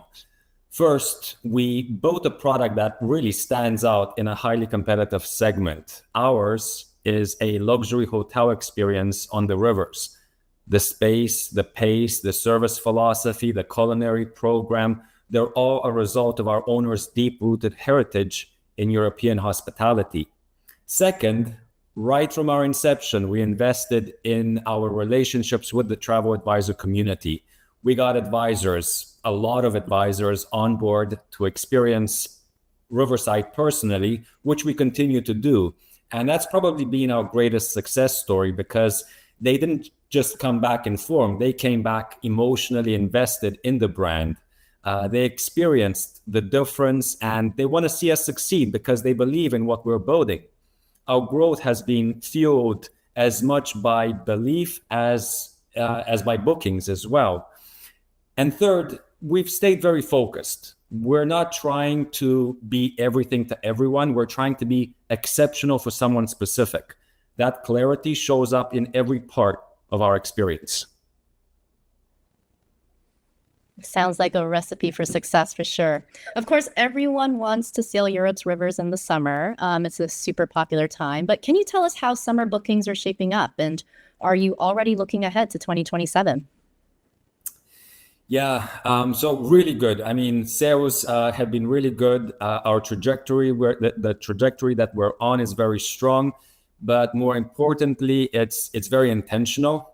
So looking behind, 2025 was a record year for us. We doubled sales over the previous year, and what we're seeing now in 2026 and in 2027 is continued growth, but also more confident, earlier booking behavior from advisors and guests. Looking ahead, that sustained demand has allowed us to make the very deliberate decision to bring back our fourth ship in 2028, the Riverside Mauler. You know, for us, growth isn't about just adding capacity. Of course, from a business level, it's obviously very important, but it's about protecting the integrity of the experience while expanding thoughtfully. And you know what's especially meaningful for us is our repeat rate. We already have guests returning for their third and fourth journeys with us, and we've only just started our fourth season. And so, you know, when guests are coming back that quickly, it tells you that they're not just buying into a trip, they're really buying into the experience. I know, and that's really encouraging to hear, especially now when times are a little shaky. You know, there's been a lot of talk about the rising cost of travel, everything's so expensive, not only for Europe, but across the board. How do you think Riverside is communicating value to clients at this particular time? Yeah, it's a really good question. And, you know, we're very conscious of the conversation around cost, but what we're seeing in Canada and globally is that demand for meaningful travel hasn't softened. In fact, it's become even more intentional. You see it across premium air cabins continuing to sell, in strong ocean cruise bookings, in luxury hotels maintaining their rate integrity. Travelers haven't stopped spending. They've started questioning where it matters most. And that's where we focus. Value for us is not about being competitive on price. It's about being complete in experience. When a guest travels with Riverside, they're not layering upgrades onto a base product, the space, the culinary standard, the inclusions, the service, it's all already there. In luxury, value is not about what you add, it's about what you don't have to think about. And more importantly, it's about how it makes the guest feel effortless, taken care of, fully present. The real return on travel today is emotional, it's not transactional. And that's how guests are defining value. That actually ties in perfectly to my next question. What are you noticing in terms of traveler habits or preferences nowadays? And would you say that they're influencing the way you design your itineraries? For sure, definitely. What we're seeing is a shift away from the fixed linear travel towards something much more flexible and personal. Guests still want depth, they still want variety, but more than anything, they want control over how those elements all come together. Luxury today is defined by flexibility, not access. That's why we've designed our itineraries in a modular way. Our journeys can stand on their own or combine seamlessly into longer experiences without feeling fragmented. For example, a 3-night journey can become a 10-night story depending on how the guest wants to travel. This mirrors how modern luxury travelers already think. They curate their time very intentionally. At the same time, the onboard experience has always been designed as a boutique hotel on the river. That philosophy extends across every part of our experience to allow guests to have the freedom to go deep into a destination or just step back and enjoy privacy, space, and consistency on board. The shift isn't in what we offer, it's in how much freedom guests have to shape it. That's actually really helpful for advisors because, as I'm sure you know, clients want flexibility and customization, especially now. I'm sure you know that there's a lot going on in the world today. The conflict in the Middle East is impacting fuel prices, not just for airlines, but I'm sure for river cruise lines too. So how do you suggest travel agents position river cruising and Europe to clients with so much going on? Yeah, I think it starts with acknowledging what clients are feeling, really not avoiding it. I mean, there's a lot of noise right now, and that naturally creates hesitation. What matters most is that travel advisors can offer confidence and clarity and flexibility all in equal measure. From our side, that's exactly how we're approaching it. We've introduced a relaxed cancellation policy for 2026 sailings with extended deposit timelines, fully refundable terms within a meaningful window, and the ability to move bookings into 2027 much closer to departure. Flexibility isn't about promotion. It's just a commitment to how we partner with advisors and support their clients. At the same time, Europe, and in particular river cruising, remains one of the most stable and reassuring ways to travel. And travel advisors know this. You unpack once, you move seamlessly, you stay deeply connected to place without any of the logistical stress. River cruising simplifies travel to Europe without simplifying the actual experience. So the opportunity for advisors is to reframe the conversation from uncertainty to possibility. Clients are still looking to travel. What they need is confidence in how to do it well. Well said, Peter. Travel agents are great at what they do, as we all know.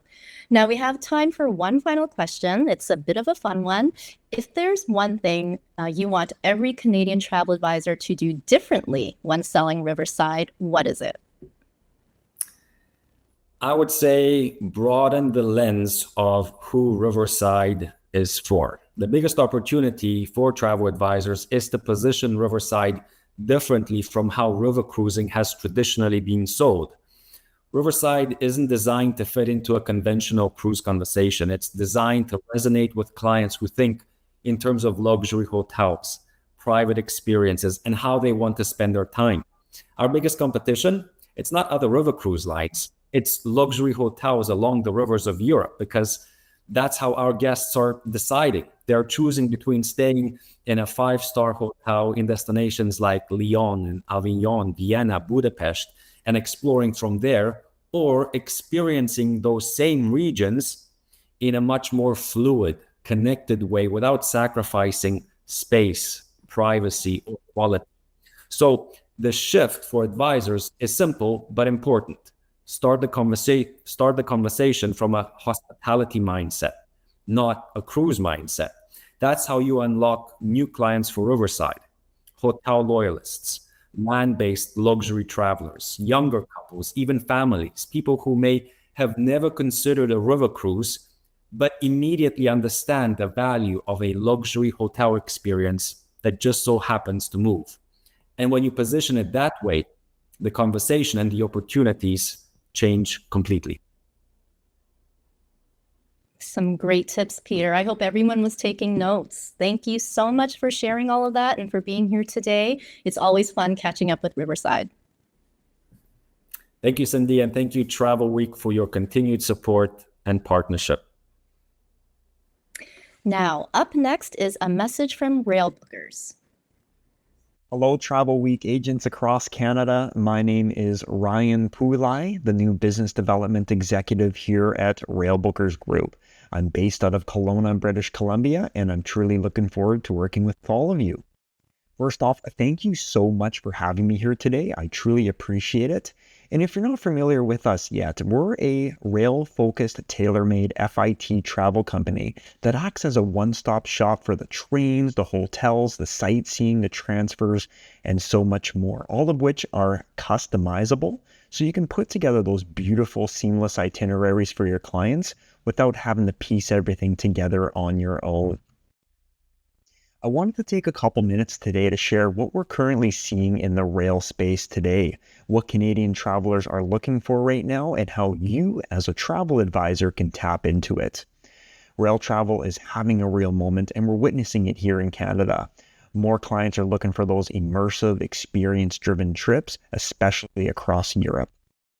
Multi-country journeys are a huge part of this, with combinations such as Switzerland and Italy performing exceptionally well, with travelers just wanting to slow down and enjoy the journey just as much as the destination, all while experiencing beautiful trains such as the Glacier and the Bernina Express, as well as the high-speed Frecciarossa by Trenitalia, which is without question the best way to visit Italy.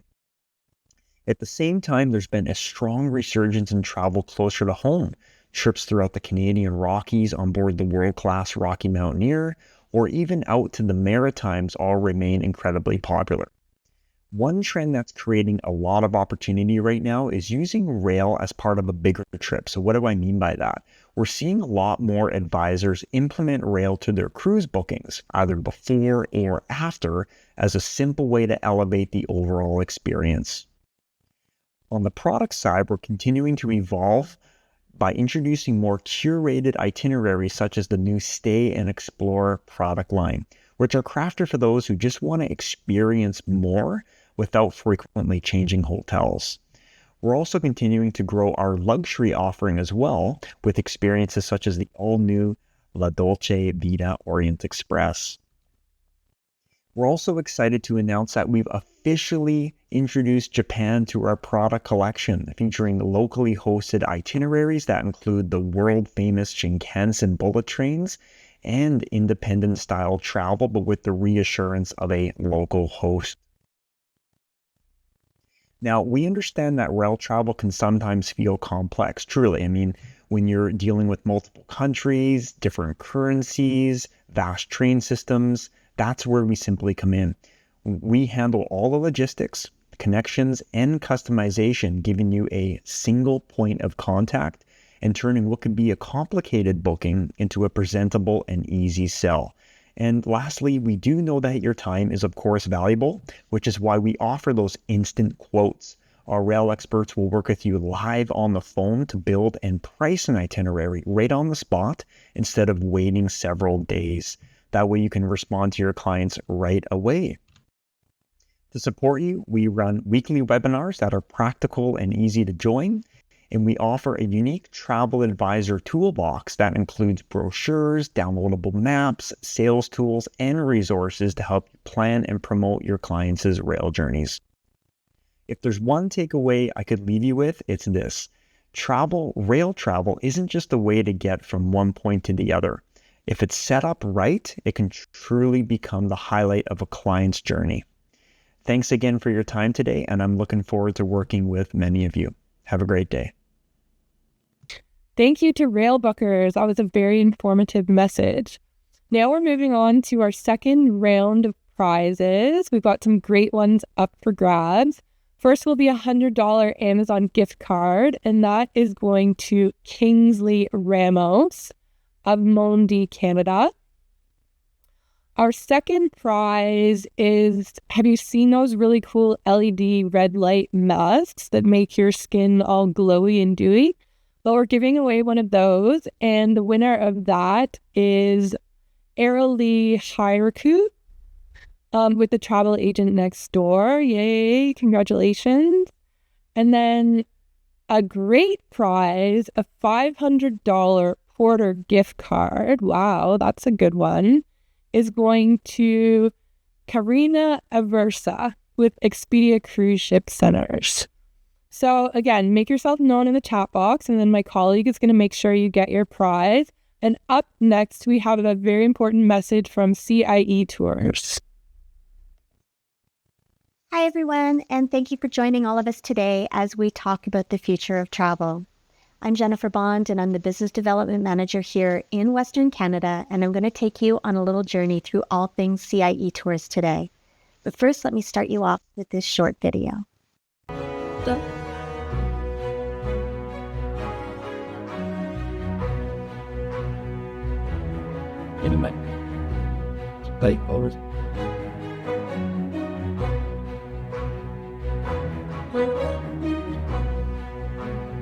Moi, always the pipeline, vegetable, count, Germany, and 30 years, or yeah, let August. I would and wet. Oh, good.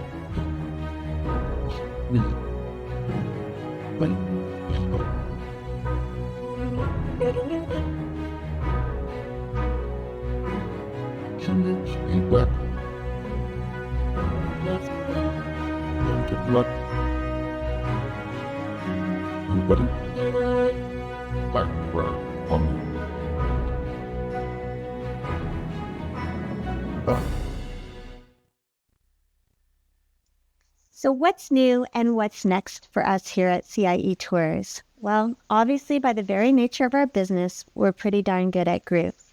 And we have been booking groups like crazy this year. Big groups, small groups, custom groups. We really do have something to offer to your clients, whether they maybe want to block some space on one of our scheduled departures, or perhaps they want to go and customize, curate a tour, especially for them and their group. We can certainly provide that for your clients. We also do offer our custom private driver program, and boy, this has been gaining so much popularity in the last few years.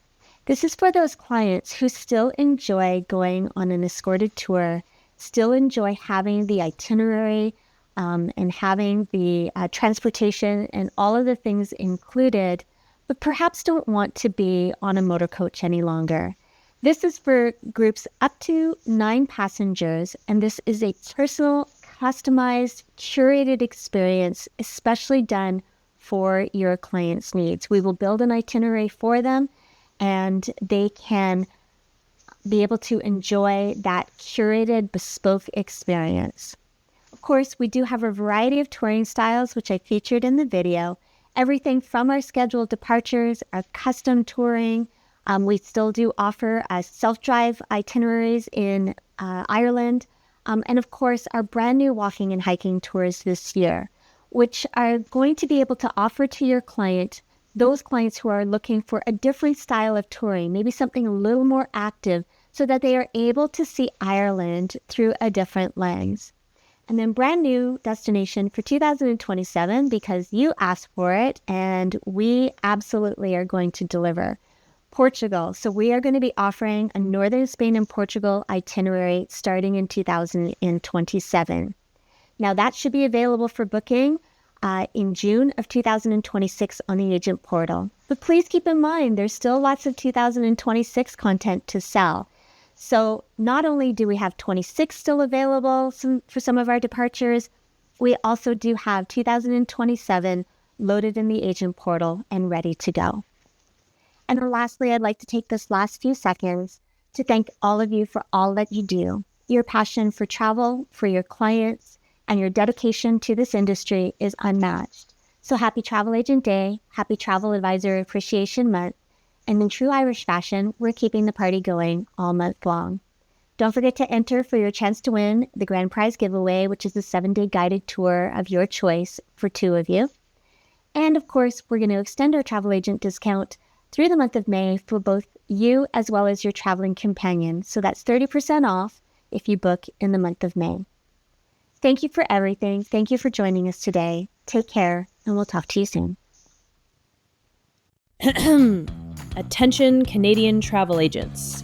If you aren't using AirNets International, you might be leaving money on the table. We service all of Canada in both English and French, and we specialize in exactly one thing, air only. Why partner with us? Because we have the best net and commission fares in the industry. Plus, we never charge a fee to issue a ticket, even on published fares. Huh, if service matters to you, we are the team to help you with air. We proudly offer the best technology, the best call center, the best groups department, and the best complicated air desk for those tricky itineraries. And our agents absolutely love the AirNets Rewards Supercard. It's the most generous loyalty program for selling air, letting you redeem points for e-gift cards at over 65 top merchants. All major networks in Canada are already using AirNets to grow their business. It's time you joined them. Have any questions? Give us a call or send an email to info@airnetsinternational.com. Let's elevate your bookings today. Hello again. Joining me now is Patrizio laquinandi, Manager Sales at Discover Airlines. Hello, Patrizio. It's great to have you here. Hi, Cindy. Thanks for having me. So why don't we start with you telling us a little about Discover Airlines for the agents who aren't yet familiar with the airline. Where are you based and what routes do you offer from Canada? Absolutely, yeah. Well, Discover Airlines is Lufthansa Group's quality leisure-focused airline. We are based in Frankfurt and were founded only 5 years ago to complement the group's network with high-quality long-haul leisure services. For Canada specifically, we currently offer non-stop service from Calgary to both Frankfurt and Munich and from Halifax to Frankfurt, giving Canadian travelers direct access not only to central and southern Germany, but also for the wider Lufthansa Group network across Europe and beyond. As a Lufthansa Group airline, our passengers benefit from through checked baggage and the reliability of the entire Lufthansa Group network. Thanks to the Atlantic joint venture, flight schedules are seamlessly coordinated across Lufthansa Group airlines, as well as United Airlines and Air Canada. As a result, Discover Airlines flights are eligible for Air Canada's Aeroplan program, and business class passengers enjoy access to Air Canada Maple Leaf lounges wherever available. It's great that you're flying to Canada, and you mentioned Calgary and Halifax. Can you tell us why those 2 cities were the first Canadian destinations, and are there plans to expand in Canada? Absolutely. Well, both destinations bring a strong strategic fit for Discover Airlines, primarily driven by their appeal as differentiated leisure markets, but that align well with our customer profile. Calgary offers access to the Canadian Rockies while also benefiting from some business travel demand. Halifax, in turn, provides unique access to Atlantic Canada, with growing interest in round trips and cruise-related travel. From a network perspective, both routes also benefit from balanced demand in both directions, with strong leisure interest from Europe and Canada alike, which is essential for the sustainable development of a long-haul service. Looking ahead, our priority is to further develop these destinations where we still see significant untapped potential, particularly during the winter season. At the same time, we're evaluating selective expansion into additional niche leisure markets that could sustainably perform with direct connection to Frankfurt, to Munich, and Europe alike, obviously. It sounds like an exciting time for your airlines. And I also hear that you'll be debuting a new long-haul cabin product next year. Can you tell us how that will enhance the onboard experience and differentiate the brand in the transatlantic market? Yeah, we are indeed. Our new long-haul cabin product named Ocean Blue will launch next year, and it will elevate the experience across all classes with a clear focus on comfort, consistency, and modern design. In business class, for example, the key upgrade is a full all-aisle access seating in a 1-to-1 layout, including suites, bringing privacy and comfort fully in line with premium transatlantic expectations. In premium economy, we're introducing a fixed shell seat, which provides a much more stable and relaxed travel experience, especially for overnight flights, regardless of what happens in the row ahead or behind. In economy class, guests benefit from new ergonomics, refined materials, and improved legroom options, creating a noticeably calmer and more comfortable cabin. By 2028, our entire Airbus 330 fleet will be fully equipped with Ocean Blue, positioning us as Discover Airlines as a modern quality leisure airline offering a premium long-haul experience in a highly competitive transatlantic market. That sounds incredible and super comfortable. So I know that you mentioned Frankfurt and Munich as your hub cities. What should Canadians and travel advisors know about both cities as a gateway that they may not fully appreciate yet? I'd rather focus on Munich here because Frankfurt is well known in the world as a hub. Munich is one of Europe's most efficient and passenger-friendly gateways, especially for travelers coming off a long-haul flight. The airport is highly modern, well laid out, and known for short walking distances and fast, reliable connection times, which makes transiting far less stressful and compared to many larger hubs especially. From a connectivity perspective, Munich offers excellent onward connections within Europe and beyond through the Lufthansa Group, with coordinated schedules, through checked baggage, and a very high level of operational reliability. This makes it particularly attractive for Canadians traveling to southern Germany, Austria, northern Italy, or central and eastern Europe, either by air or by rail. For travel advisors, Munich stands out as a smart alternative to overcrowded mega hubs in Europe. It combines premium lounge infrastructure, modern terminals, and smooth processes with the personal feel of a well-managed airport. In short, it's a gateway that consistently delivers a calm, seamless travel experience, and I think that's something that Canadian travelers increasingly value. Well said. I've been to Munich a few times and absolutely love it. So I know we're heading into the all-important summer season, and in a typical year, we'd be seeing tons of demand for Europe, but times are a little shaky now with issues like jet fuel supply and rising travel costs. Can you tell us what you are seeing in terms of demand for Europe this summer, and are Canadians booking differently compared to previous seasons? Yeah. Well, across Discover Airlines and the wider Lufthansa Group, we continue to see a solid demand from Canada to Europe in summer 2026. In fact, demand has increased compared to last year and is growing at a faster pace than the overall market, which recorded growth around 7%. Canadian trade media and travel advisors continue to report healthy Europe bookings, and Europe's reputation as a safe, stable, and culturally diverse destination remains a key driver for Canadian travelers, even in a more complex geopolitical and global environment as we're living in right now. What has clearly evolved compared to previous peak seasons is the booking behavior. Canadians are planning their trips more deliberately, with greater attention to value, reliability, and comfort, rather than traveling more frequently.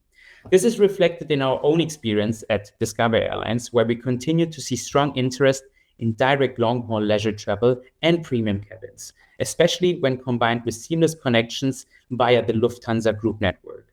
From a strategic perspective, Canada remains a high-value long-haul market for Europe within the Lufthansa Group. According to the European Travel Commission, Canadian arrivals to Europe are forecast to grow at an average rate of 4.2% throughout or per year throughout 2029. For Discover Airlines, this means complementing the group's global network with leisure-focused, non-stop connections and a full-service product that meets the expectations of today's Canadian travelers. That's really encouraging to hear. And, there is a lot going on, which means travel advisors are going to need some extra support heading into the summer season. So final question, Patrizio, how are you working with Canadian travel advisors to build awareness and sales for the airline? Well, our approach to working with Canadian travel advisors is very holistic. We strongly believe in being present and accessible, which is why face-to-face engagement remains at the core of our strategy. This includes in-person events such as the Lufthansa Group's Travel Forum, which is a multi-city roadshow held in Toronto, Montreal, and Vancouver, where travel advisors meet airlines from across the Lufthansa Group and the Atlantic joint venture, receive product updates, and engage in direct exchange through panels, breakout sessions, and networking. We complement this with targeted lunch and learns, aircraft visits, or also fam trips, allowing advisors to experience the product firsthand and build personal relationships with our teams. At the same time, we invest in digital touchpoints, including webcasts, online trainings, and platforms such as Lufthansa Group Experts. This gives advisors multiple ways to connect with us depending on their preference and schedules. The goal is always to provide consistent access, knowledge, and confidence when selling Discover Airlines as part of the Lufthansa Group portfolio. In the field, we work very closely with our Atlantic joint venture partners, following a joint approach to communication, B2B programs, and account management. This creates clarity and consistency for travel advisors while still allowing Discover Airlines to be positioned clearly as the group's quality leisure airline.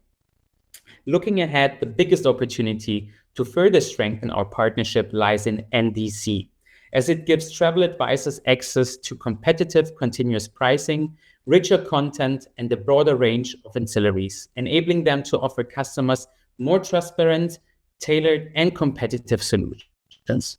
Advisors are in a unique position to turn this advantage into real added value for their clients. And that's where we see significant potential for further growth together. Thank you so much, Patrizio. Let's hope everyone watching has learned something new about Discover Airlines and start selling some seats. I really hope so too. Now, let's check in with Devin. Hi, I'm back. And now I have Billy Stewart, the National Trade Manager for Globus. And I'm going to jump right into the first question. So we've seen escorted touring has rebounded strongly, but there's also a lot of competition out there. Can you let us know where Globus stands in this supplier landscape? Yeah, so touring has rebounded, and what's really changed is what travelers expect from touring. And today, touring offers more of an upgraded way to travel the world. So when it comes to Globus, we take care of all the logistics, so travelers can be present for the sights, the stories, the moments, the food, the experiences that really matter.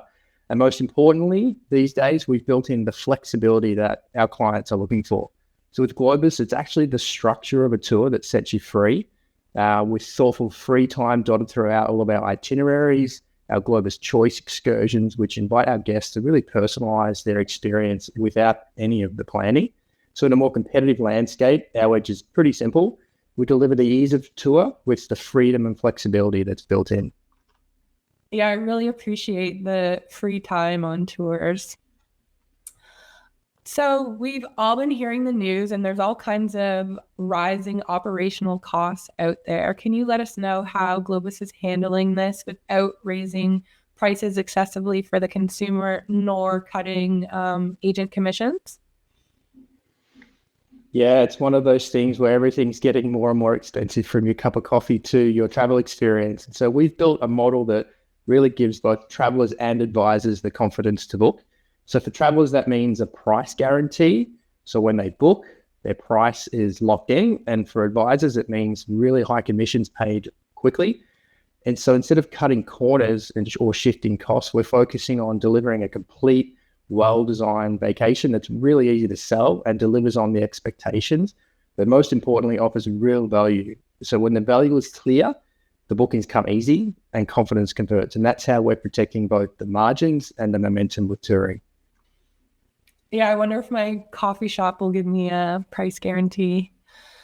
Okay, another pattern we've noticed is shorter lead times and then consumers demanding more flexibility. How is Globus navigating this? Yeah, so they have shifted as far as booking patterns. There's no real rhyme nor reason anymore. So our focus is on reducing the uncertainty. So we manage our inventory really strategically, adding capacity where we see the demand while keeping a really wide range of dates and touring styles. We have up to 12 to give travelers the real choice that they're after. But just as importantly, we offer a huge range of guaranteed departures. So advisors can book with confidence because they know that their tour is going to run. And when you remove those uncertainties, the bookings follow.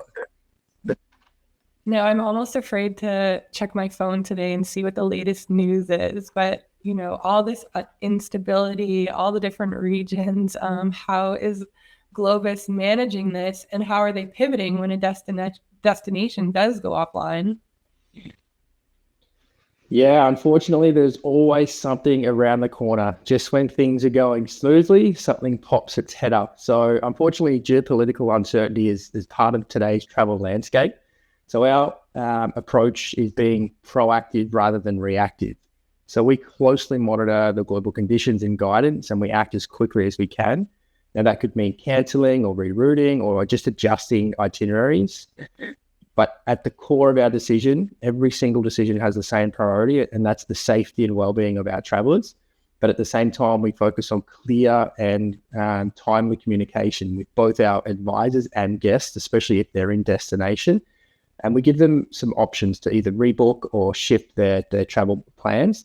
So in today's travel landscape, it's really important to have that right partner that's there when things don't go as planned. And we are that partner, not just to the clients, but for the advisors as well. Yes, you must have a very busy operations department.